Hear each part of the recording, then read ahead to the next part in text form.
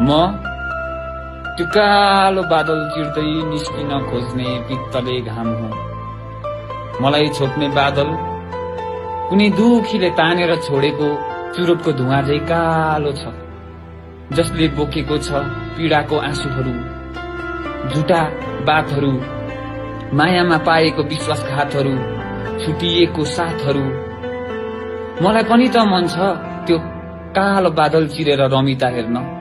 मलाई पनि त मन छ नीलो आकाशमा शान्तिको एक फोक्सो सास फेर्न। जब म यो कालो बादल चिरेर धरतीमा हेर्छु, सर्वप्रथम त म उनीलाई नै हेर्छु कसरी सक्छिन् होला अरू कसैसित खुसी बाँच्न। You are my happy pills भन्ती हेर्छु कसरी सक्दैछिन् अरू कसैसित हाँस्न।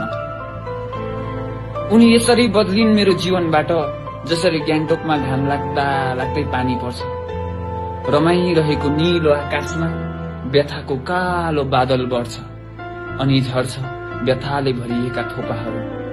बतासले ल्याउँछ मन कक्राउने यादका झोकाहरू। तर विडम्बना,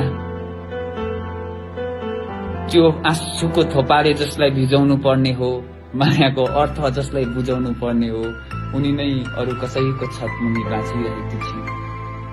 धन्यवाद।